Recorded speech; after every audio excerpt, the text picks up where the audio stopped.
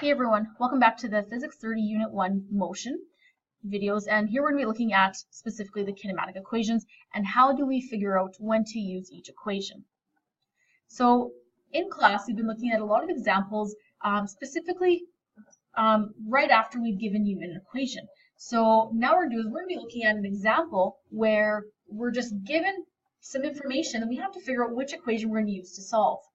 So this little table here is in your notes, and it summarizes all the equations that we had learned in class. So depending on what type of information you're given will determine which equation you're using.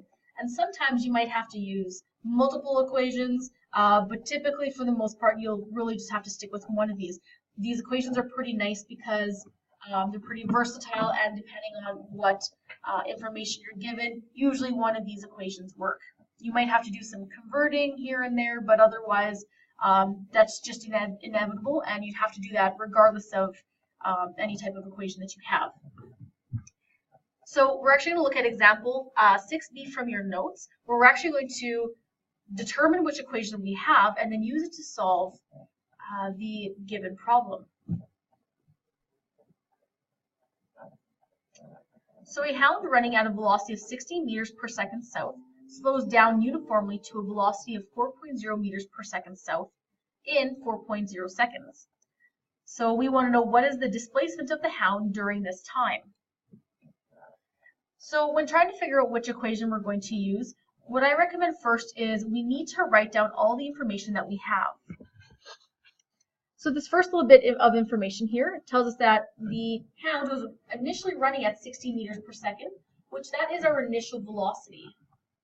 So our initial velocity was 16 meters per second, and the direction here was south. And then we know that it slows down to 4.0 meters per second. So that's our final velocity.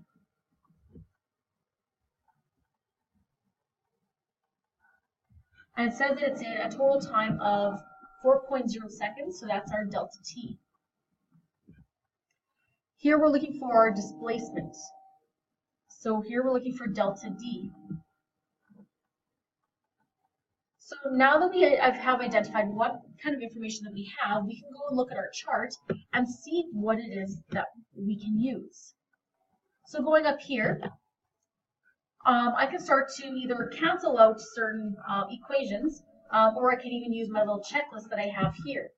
I know that out of my 5 variables, I don't have acceleration. So I want to use the one that does not have acceleration, which is right here, which tells me I'm using this equation right here.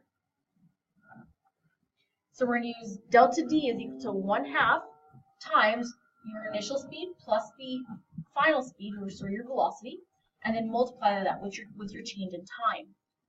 So what I'd recommend here is, if you're using your chart here, you notice that you don't have your x, meaning we don't use acceleration. So that means we're using this second equation here. So it's important to remember and identify what you have. And the other way that you can do this is that if you don't have this nice fancy chart, then you just go through your equations. Well, you say, well, I don't have acceleration, so I can't use this one. This one here, I've got displacement, my initial and final velocities, and my change in time. Well, that has everything there that I'm looking for or going to be working with. So that one, there's a possibility.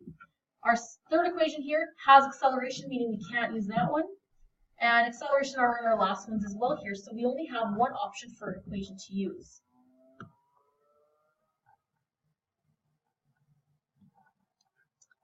So here we're going to use that second equation. So we're going to be using delta d is equal to 1/2 times your initial velocity plus that final velocity times that change in time.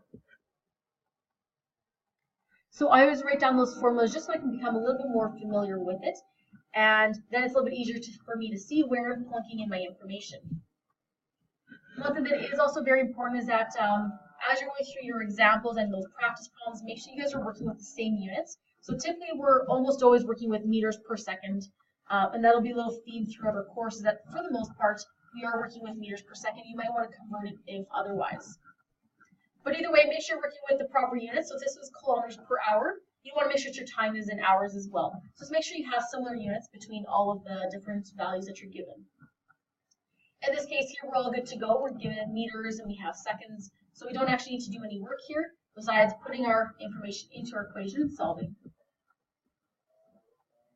So here we're looking for our displacement, so I'm going to plug in my information for my other variables. My initial velocity there was 16 meters per second, so I'm just going to plug in 16, and then plus that 4.0, and then times the change in time, which is 4.0 as well. I always make a habit of writing the 4.0, the 0, and the decimal, just to help me keep track of my significant digits, or my sig figs. So I would recommend that you guys do that as well. And then we're going to do this step by step.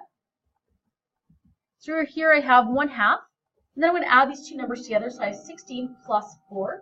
That there gives me 20, and we're going to multiply it with 4.0.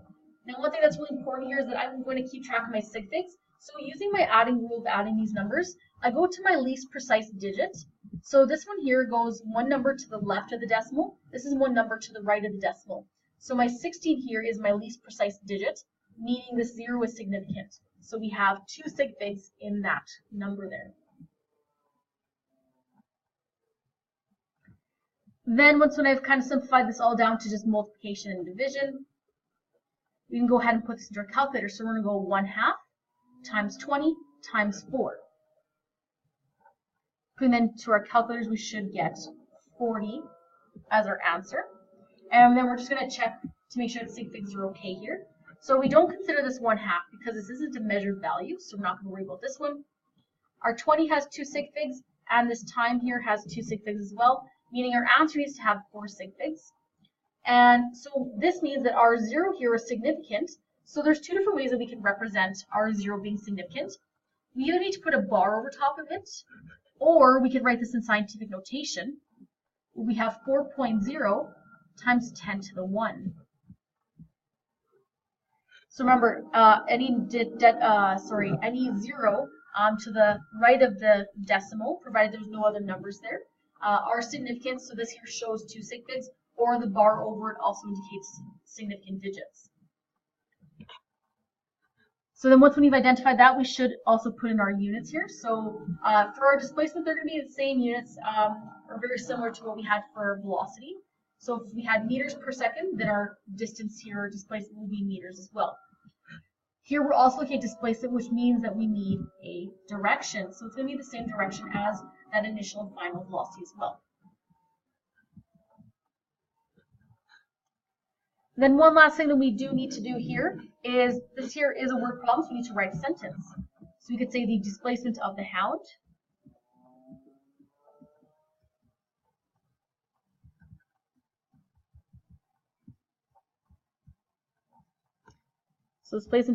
is 4.0 times 10 to the 1 meters south. So just remember that your displacement there is a vector quantity, meaning we need the size or a magnitude, so that'll have the number and your units. And then it also has to have this direction here.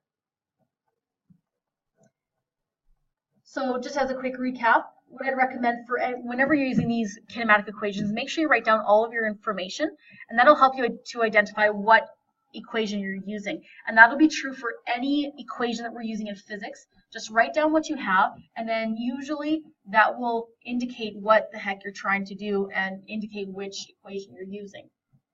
So it'll be a tedious process, but it will be helpful in the long run. So that is everything here for this video. So if you guys have any more questions, make sure to come see me in class, or you can text me on Remind 101. And thank you guys so much for watching.